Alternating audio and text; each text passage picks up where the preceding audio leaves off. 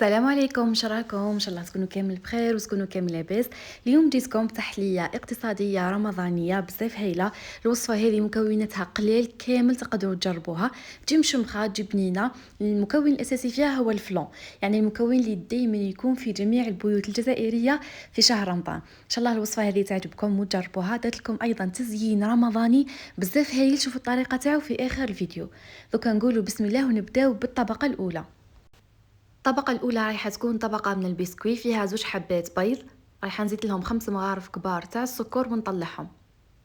من بعد رايحة نزيد لهم ملعقتين من مارغرين ديما، رايحة نذوبها لانه بزاف اخوات كي نعطيهم المقدار تاع المارغرين يقولوا لي اذا راهي ذايبه باش تحسبي ولا تحسبي قبل ما تذوبي. هنا نديروا 2 مغارف كبار قبل ما نذوبوهم. من بعد رايحه نطلع البيض مع السكر، لازم يضاعف الحجم تاعو، ايضا نذوب كامل كميه السكر يعني اللون يولي ابيض. الطريقه راهي بزاف سهله، واصلا المقادير كامله راح يكونوا بالملعقه، يعني ان شاء الله راكم كامل قادرين تجربوا هذه الوصفه. كي يضاعف الحجم هنا رايحه نحط كميه المارغرين الذائبه، ونزيد نحرك، ورايحه نزيد 5 مغارف تاع الحليب يكون بارد. من بعد رايحه نحط 4 مغارف كبار تاع فرينه، ومغرفه تاع كاكاو من المستحسن يكون بني ويكون نوعيته مليحه، وعندي نصف كيس خميره كيميائيه. ماذا بكم ايضا يكونوا يعني مدخولين في 3. حطيتهم على مره كما راكم تشوفوا، ونزيد نخلط. هنا خلطوا 2-3 دقائق فقط، قيس ما الفرينه تتخلط مليح مع الخليط تاعنا، وهذا ما كان يعني ما تطولوش بزاف، وانتم تخلطوا باش ما يهبطش الخليط تاعكم. من بعد رايحه نجيب المول اللي خيرت اني ندير فيه هذه التحليه. هذا المول هو المول المتوسط، يكون فيه 26 سنتيمتر بالتقريب. ندير له بابي كويسون لازم باش يعني هذه الطبقه ما تلصقش معايا. فرخها كامل. راكم راح تشوفوا بلي كميه صغيره بصح فيها الخميره، سما الحجم رايح يضاعف. دخلوها في الفرن على درجه حراره متوسطه 160 170 حتى نطيب، يعني حتى تنشف معكم. كما راكم تشوفوني قلت لكم يعني راح تكون طبقه سميكه كما نقول. هنا حنروح للطبقه الثانيه اللي رايحه تكون فلون بالشوكولا. عندي هنا نصف لتر من الحليب، عندي هنا كيس فلون شوكولا وزن 50 غرام، عندي بسكوي شوكولا، وعندي كذلك لاباط سارتيني او بتيلا. اول حاجه حطيت الفلون مع الحليب، نخلط مليح ونطيب الفلون تاعي يعني عادي حتى يفيض الحليب كما نقولوا. وعلى جنب كنت جبت 100 غرام تاع البسكوي. هنا خيرت انه يكون بالشوكولا.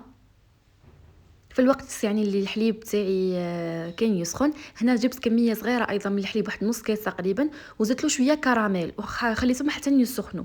هذا الحليب والكراميل هما اللي رايحه نسقي بهم الطبقه الاولى باش ما تجيناش ناشفه. شوفوا بعد ما طابت كيفاش كانت. قلت لكم السمك يكون يعني يا ربي واحد ونص سنتيم.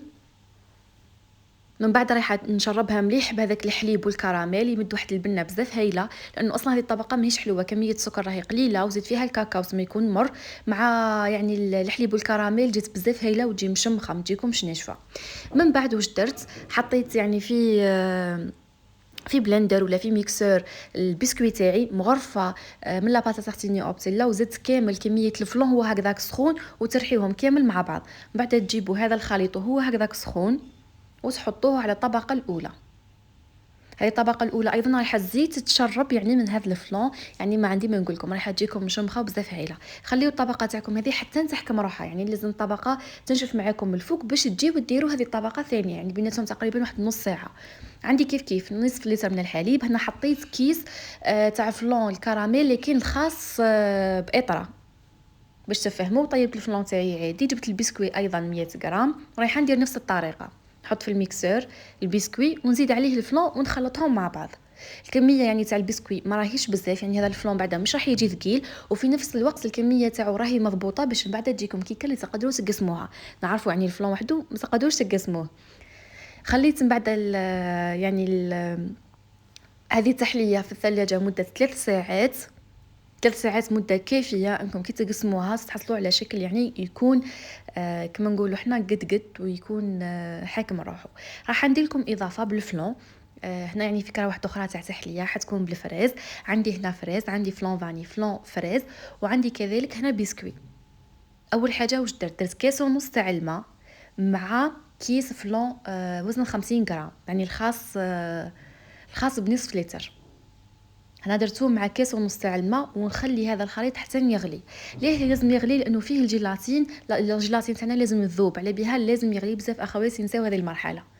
ومن بعد جبت لي فيغين تاعي حطيت لهم الفريز اللي كنت قطعته، ونجي نفرغ عليهم هذا الخليط اللي هو تاع الماء وتاع الفلون، ونغطيو يعني هذاك الفريز. هذه الطبقه الاولى. حتى نتحكم روحها، راح تدي لكم شويه وقت، واحد الساعه تقريبا. تجيو ديروا فلون فاني عادي، يعني بلا فاني بالحليب. درت نصف لتر مع كيس 50 غرام خاص بنصف لتر. بعدها جبت البسكوي حطيته يعني فوق الطبقه تاع الفريز، ومن بعد نجي نحط هنا الفلون. ليه درت لكم يعني هذه التحليه باش من بعد كذلك نديروا به تزيين الرمضاني، يعني نديروا واحد على الفلون ونديروا واحد على هذه التحليه تاعنا. كذلك تكونوا ديتوا فكره بسيطه، يعني في بلاصه ما ديروه الفلون عادي ديروه بالفواكه. شوفوا بعد ما قسمت كيفاش يجيو الطبقات، قلت لكم كي كتكون متماسكه وتجي مشمخه وبزاف هايله. نروحوا دوكا للتزيين اللي بزاف منكم يعني عجبهم، وكامل الاسئله في التعليقات في البوست تاع الانستغرام سقساوني عليه. هذا ترانسفير جديد خاص يعني بالتحليات الرمضانيه. احنا نعرفوا ترانسفير اللي نشريوه نديرو فيه الشيكولا، يعني هي نفس الفكره، لكن هذا ترانسفير رانا رايحين نديروه في التحليات، وخاصه يعني في الفلون يجي بزاف هايل. اشكال وانواع، حنعت لكم يعني عده انواع تاع هذا الترانسفير. شوفوا طريقه الاستعمال تاعو بزاف سهله، وتزيد النص يعني في التحليات. راكم تشوفوا رمضان مبارك، اهلا رمضان، رمضان كريم، يعني اشكال وانواع بالهلال، يعني خرجوا فيه انواع وموديلات بزاف. دوكا نروح لكم يعني طريقه الاستعمال تاعو راهي بسيطه. تجيبوا مقص وتخيروا الشكل اللي راكم حابينه وتقصوا هذا مكان، ومن بعد تجيبوه وتحطوه على التحليه تاعكم ولا يعني على الفلون بلا ما ديروا له والو. لانه كاين ترانسفير اللي يعني ديروه بالماء، تحطوا الماء قبل باش تحطوا هذا الترانسفير. هذاك يعني شويه اصعب في الاستعمال تاعو، بصح هذا سهل بزاف كما شفتم. يعني نقطع ونحط. ماذا بكم لازم تضغطوا مليح باش هذاك الترانسفير يجي فوق يعني التحليه تاعكم. طبعا هذا الترانسفير غذائي ما تخافوش يعني منه، يعني المفروض ما طولوش بزاف، يعني ثواني 15 ثانيه تقدروا تنحيوه. هذوك تشوفوا الطريقه كيفاش. يعني انا الاشكال كامل عجبوني، قاعده غير نخمم وين فيهم اللي نديرو اللي سمبلي كامل هايلين، الوانهم رائعين. شتو كيفاش نحيت يعني بالموس، شتو كيفاش يتنحى، يعني حاجه سهله وبسيطه، وعلى بالي تعجب بزاف هكذا الاطفال ولا. لكن نصيحه اللي نمدها لكم انكم تخليوه لاخر لحظه، يعني قبل ما ديروا السهره ديروا هذه العمليه. اصلا حاسدي منكم يا ربي دقيقه هذا مكان. اسمع دائما خليو هذا التزيين اخر لحظه، وما ديروش كامل الكميه. اذا عندكم كميه تخليوها غدوه باش تزيدوا كملوا هذاك التزيين. كما شفتوا يعني اللون تاعو على الفلون جا بزاف هايل. ان شاء الله التحليات تاع نهار اليوم يكونوا عجبوكم. حاجه بسيطه كما طلبتوها، ان شاء الله تجربوها. بالنسبه يعني للديكور حبيت حاجه بسيطه جدا، استعملت هذا الديكور رمضاني مع شويه كراميل، وهذا مكان. بالنسبه يعني هذا ترانسفير راكم رايحين ان شاء الله تلقاوه عند اللي يبيعوا لوازم الحلويات، راح يعني يكون متوفر عندهم كامل باذن الله. حبيت نقسم لكم يعني من هذه التحليه باش تشوفوا الخفه تاعها، تشوفوا كيفاش راهي مشمخه. جربوها، عطيو لي رايكم فيها، واذا عندكم افكار ولا عندكم اقتراحات الوصفات الرمضانيه خليوها لي في التعليقات.